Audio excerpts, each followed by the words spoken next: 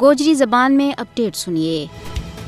بھارتی مکار حکومت کی ہمیشہ تو یہ کوشش رہی ہے کہ کشمیر میں چلن والی آزادی کی مقدس اور ہماگیر تحریک نہ ختم کرنے واسطے کشمیر کے اندروں اپنا گماشتہ اور کشمیر کا غدارانہ استعمال کی ہو جائے، لیکن بھارت کا ان مکروہ کرتوتانہ کشمیری اچھی طرح سمجھیں اور کشمیر میں اس کا گماشتہ ایجنٹاں اور کٹ پتلیاں نہ کسی بھی صورت میں برداشت نہیں کر سیں۔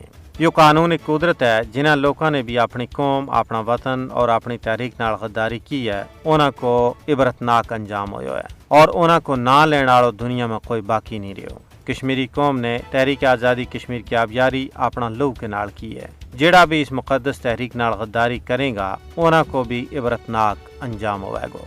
بھارت کشمیر میں اپنا ہندوتوا ایجنڈا نہ مسلط کرنے واسطے غداراں کی ایک کھیپ تیار کر رہے ہے، جنہاں میں الطاف بخاری، مظفر بیگ، سجاد لون اور عمران انصاری بھی شامل ہیں۔ کشمیری قوم انہاں غداراں نہ کسی بھی صورت میں معاف نہیں کر سکے۔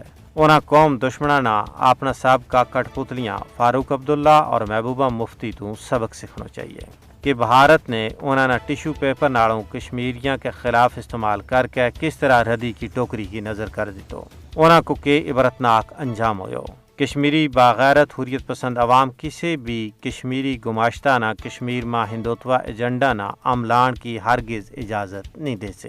بھارتی غاصب حکومت کو یہ خیال ہے کہ چند کٹ پتلیاں نہ ناڑ ملا کے وہ تحریک آزادی کشمیر نہ ختم کر لے گو یا اس کی تول لے۔